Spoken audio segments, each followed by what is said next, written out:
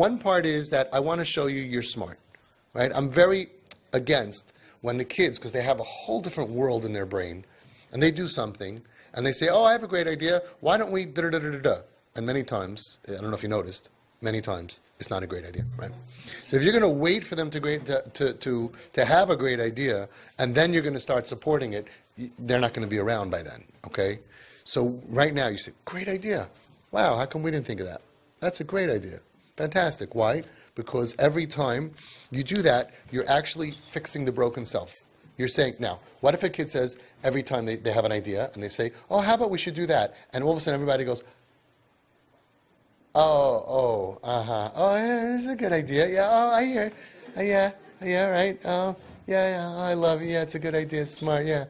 But, maybe not because of how are we going to do and why are you going to do right? You feel the finger being raised, that middle finger is coming up slowly every time, and within like 4 seconds, not so slowly, right?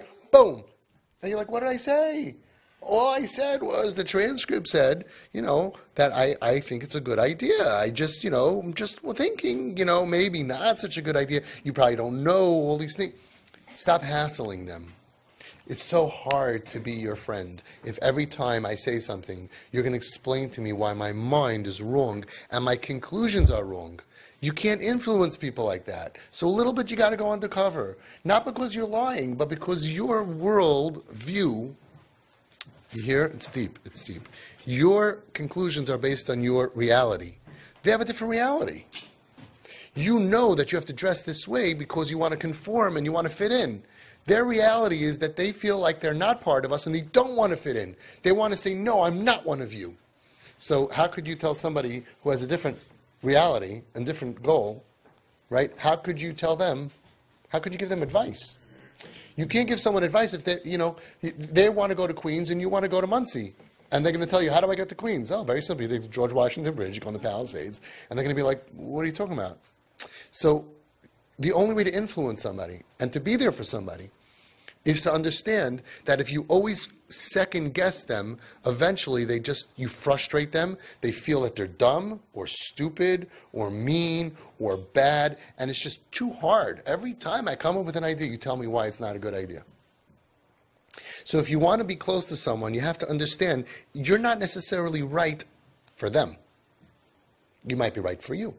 Could be for you to go to the simcha in a short miniskirt that's pink leather is taka not right?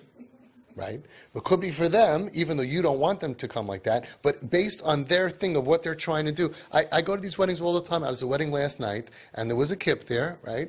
And he was clearly off the derech because he was wearing a light gray, like a white suit. And he really looked like a nice kid. They always are. And everybody was very nice to him. If his friend would say, what color suit do you think would be the best color to blend into a yeshivish wedding in Lakewood?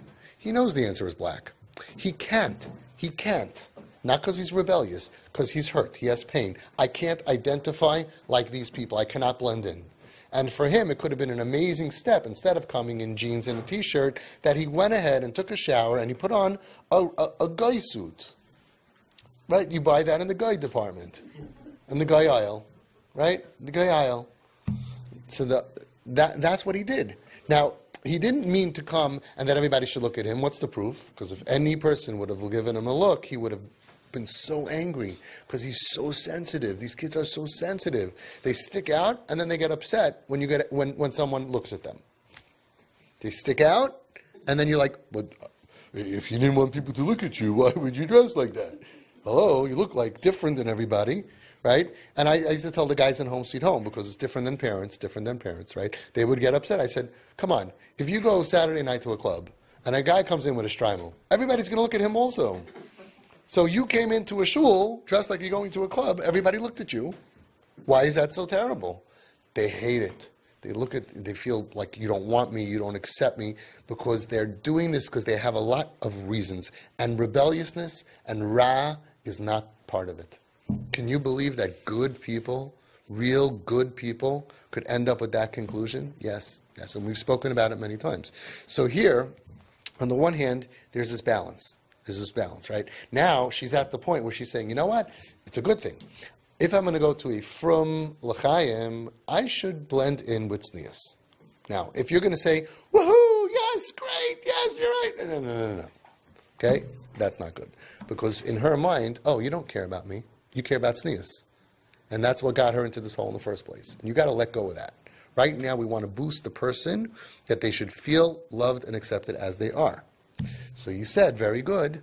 You said, as far as I'm concerned, you should be comfortable as you dress. You don't have to impress anybody. You're the most impressive person in the world to me. Huh? You like that, right? Feels good. Feels good saying it. And you'll see their heart. You'll see their smile. You'll see it. And then you give them, let me give you a hug. You're going to be the best looking person there no matter what you wear. Say everything that's boosting and complimenting. Don't challenge their viewpoint. Don't say, this is not challenging. And this is not saying, oh, that's a dumb idea. You don't have to. Don't do it. Look for a way to make it into a compliment so that you're doing that. But at the same time, don't just agree. Fight it a little bit. Say the other side. Say, you don't have to. You should be you. Let them be them. First of all, they're going to dress like that anyway. They stopped listening to you 4 years ago. Right? So it's not like they're going to say, oh, really? And they're going to come in a miniskirt, and a friend's going to say, Chani, how come you're wearing a miniskirt? You always said that we should blend in. You say, well, I was going to, but my mommy said I can come in a miniskirt, and I always listen to my mommy. That's not happening. You have nothing to worry about. She's going to dress that way anyway. And in this case, we're accepting something that's actually a good thing. So that's when you double down on the medicine. What's making her healthy is acceptance. So you tell her again acceptance. You tell her, I hear you, I accept you if you want to dress like that, but you should know, as far as I'm concerned, they should accept you the way you come, and you should be comfortable being you. Because that's the best you that I want you to be. All these things, you gotta memorize these things, and you gotta mean it. It has to be dvarim. You have to get it in your heart. You can't just be, hugging somebody and then writing it on your hand and then looking at it and saying, "Oh, that's my shopping list. Wrong one." Okay.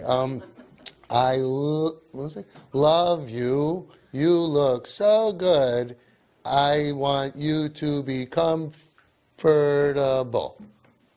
No, you gotta make this decision. You gotta work on yourself at night and say, I have to accept my kids as they are, right? Because richuk, being merachik and rejecting kids, doesn't help anything. It doesn't help them emotionally, it doesn't help them psychiatrically, psychologically, or spiritually. You lose everything. So at the very, very minimum, be a real parent who just really likes their kids. They're so likable. You notice that everybody on the street working with the kids, we like those kids. They're thrown out of home. They're so terrible. You can't deal with them on the street. I see very nice kids, and I move them into my home, into Home Sweet Home, many, many of them, and they once they trusted me, and I rebuilt the trust, and once, they also broke the rules and wanted to, but you have to know, you're dealing with a good kid, a chelik, a mimal. Oh, we got a few Lubavitchers here, that's good. That's how I test the room for Chabadskers, The Litvaks are saying, what? Okay, chelik mimal, mamish, and that's good and wants to be good, so we have nothing to be scared of. Good question. I hope I explained it well.